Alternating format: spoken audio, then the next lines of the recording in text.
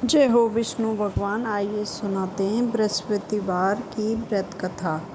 गुरुवार व्रत करने से बृहस्पति देव प्रसन्न होते हैं। यह व्रत अत्यंत फलदायी है। अग्नि पुराण के अनुसार अनुराधा नक्षत्र युक्त गुरुवार से आरंभ करके 7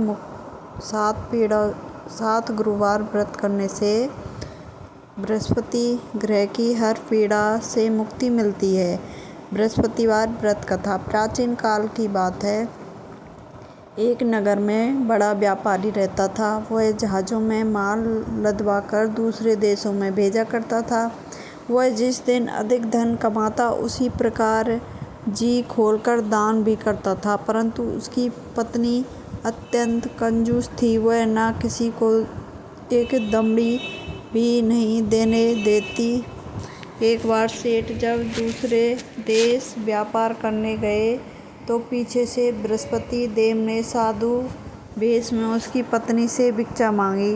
व्यापारी की पत्नी बृहस्पति देव से बोली कि एक साधु महाराज, मैं इस दान पुण्य से तंग आ गई हूँ। आप कोई ऐसा उपाय बताइए जिससे मैं सारा धन नष्ट हो जाए और मैं आराम से रह सकूँ। मैं यह धन लुटता हुआ नहीं देख सकती। बृहस्पति देव ने कहा, हे देवी, तुम बड़ी विचित्र हो। संतान और धन से कौन दुखी होता है? अगर अधिक धन है तो इसे शुभ कार्यों में लगाओ। कुंवारी कन्याओं का विवाह कराओ। विद्यालय और बाग बगीचों का निर्माण कराओ। ऐसे पूर्ण काम करने से तुम्हारे लोक परलोक सार्थक हो सकता है।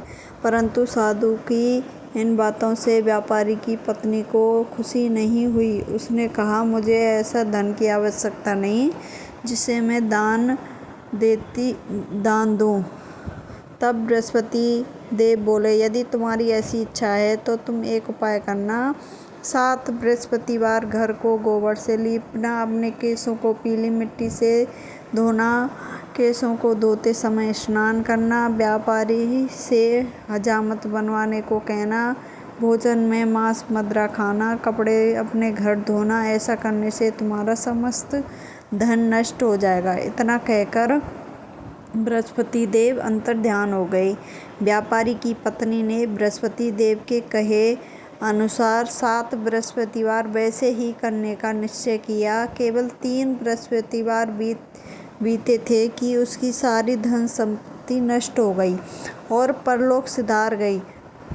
जब व्यापारी वापस आया तो उसने देखा कि उसका सब धन नष्ट हो चुका है। उस व्यापारी ने अपनी पुत्री को सांत्वना दी और दूसरे नगर में जाकर बस गया। वहाँ वह जंगल से लकड़ी काट कर लाता और शहर में बेचता। इस तरह वह अपना जीवन व्यतीत करने लगा। एक दिन उसकी पुत्री ने दही खाने की इच्छा प्रकट की, लेकिन व्यापारी के पास दही खरीदने के पैसे नहीं थे। वह अपनी पुत्री को आश्वासन देकर जंगल में लकड़ी काटने चला गया। वहाँ एक वृक्ष के नीचे बैठे अपने पूर्व दिशा पर विचार कर रोने लगा। उस दिन बृहस्पतिवार था। तभी वहाँ बृहस्पति देव साधु के रूप में सेठ के पास आए और बोले, हे मनुष्य, तू इस प्रकार जंगल में किस चिंता में बैठा है? तब व्यापारी बोला, हे महाराज, आप सब कुछ जानते हैं। इतना कहकर व्यापारी अपनी कहानी सुनाकर रो पड़ा। बृहस्पति देव बोले, देखो बेटा, तुम्हारी पत्नी ने बृहस्पति देव का अपमान किया था, इसी कारण तुम्हारा यह हाल हुआ है। लेकिन तुम किसी प्रकार की चिंता मत करो। तुम गुरुवार के दिन बृहस्पति देव का पाठ करो। 2 पैसे के चने और गुड़ को लेकर जल के लोटे में शक्कर डालकर वह अमृत और प्रसाद अपने परिवार के सदस्यों और कथा सुनने वालों में बांट दो। स्वयं भी प्रसाद चरणामृत लो। भगवान तुम्हारा अवश्य कल्याण करेंगे। साधु की बात सुनकर व्यापारी बोले, महाराज, मुझे तो इतना भी नहीं बचता कि मैं अपनी पुत्री को दही लाकर दे सकूं। इस पर साधु जी बोले, तुम लकड़ियां शहर बेचने जाना। तुम्हारी लकड़ियों के दाम पहले से 2 गुना मिलेंगे। इससे तुम्हारे सारे कार्य सिद्ध हो जाएंगे। उसने लकड़ियां काटी और शहर में बेचने के लिए चल पड़ा। उसकी लकड़ियाँ अच्छे दाम में बिक गईं, जिससे वह अपनी पुत्री के लिए दही लिया और गुरुवार की कथा हेतु चना गुड़ लेकर कथा की और प्रसाद बांटकर स्वयं भी खाया। उसी दिन से उसकी सभी कठिनाइयाँ दूर होने लगीं। परंतु अगले बृहस्पतिवार को वह कथा करना भूल गया। अगले दिन वहाँ के राजा ने बड़े यज्ञ का आयोजन कर पूरे नगर के लोगों के लिए भोजन का आयोजन किया। राजा की आज्ञा अनुसार पूरा नगर राजा के महल में भोजन करने आया, लेकिन व्यापारी व उसकी पत्नी तनिक विलम्ब से पहुँचे। अंततः उन दोनों को राजा ने एक महल में ले जाकर भोजन कराया। जब वे दोनों लौटकर आए तब रानी ने देखा कि उसकी खूंटी पर टंगा हार गायब है। रानी को व्यापारी और उसकी पुत्री पर संदेह हुआ कि उसका हार उन दोनों ने ही चुराया है।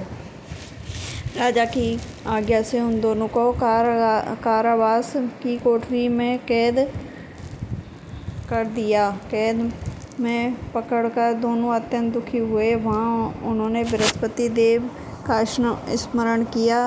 बृहस्पति देव में प्रकट होकर व्यापारी को अपनी भूल का आभास कराया और उन्हें सलाह दी कि गुरुवार के दिन कैदखाने के दरवाजे पर तुम्हें 2 पैसे मिलेंगे, जिससे तुम चने और मुनक्का मंगवाकर विधि पूर्वक बृहस्पति देव पूजन करना। तुम्हारे सब दुख दूर हो जाएंगे। बृहस्पतिवार को कैदखाने के द्वार पर उन्हें 2 पैसे मिले। बाहर सड़क पर एक स्त्री जा रही थी। व्यापारी ने उसे बुलाकर गुड़ और चने लाने को कहा। इस पर वह स्त्री बोली, मैं अपनी बहू के लिए गहने लेने जा रही हूँ, मेरे पास समय नहीं है। इतना कहकर वह चली गई। थोड़ी देर बाद वहाँ से एक स्त्री निकली। व्यापारी ने उसे बुलाकर कहा, हे बहन, मुझे बृहस्पतिवार की कथा करनी है, तुम मुझे 2 पैसे का गुड़ चना लाकर दे दो। बृहस्पति का नाम सुनकर वह स्त्री बोली, भाई, मैं तुम्हें अभी गुड़ चना लाकर देती हूँ। मेरा इकलौता पुत्र मर गया है, मैं उसके लिए कफन लेने जा रही थी, लेकिन मैं पहले तुम्हारा काम करूँगी, इसके बाद अपने पुत्र के लिए कफन लाऊंगी। वह स्त्री बाजार से व्यापारी के लिए गुड़ चना ले आई।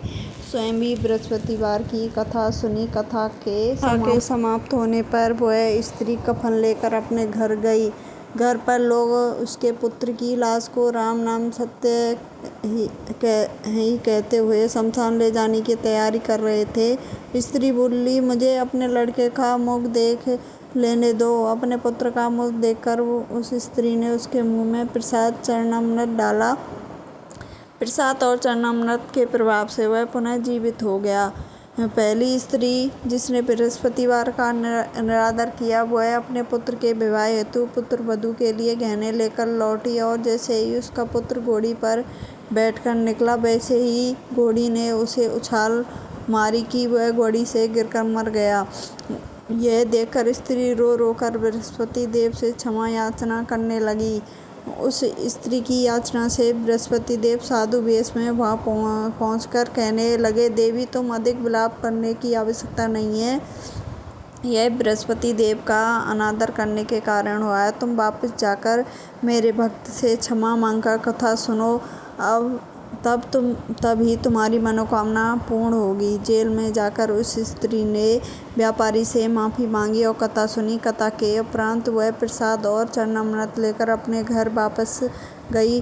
घर आकर उसने चरणामृत अपने पुत्र के मुख में डाला और चरणामृत के प्रभाव से उसका पुत्र जीवित हो उठा। उसी रात बृहस्पति राजा के सपने में आए और बोले, हे राजन, तूने जिस व्यापारी उसके पुत्र को जेल में कैद कर रखा है, वह बिल्कुल निर्दोष है। तुम्हारी रानी का हार वहीं खूंटी पर टंगा है। जिस दिन निकला तो राजा ने हार खूंटी पर लटका हुआ देखा। राजा ने उस व्यापारी और पुत्री को निराह कर दिया और उन्हें आधा राज्य देकर उसकी पुत्री का विवाह उच्च कुल में करवा दहेज में हीरे मोती जवाहरात दिए।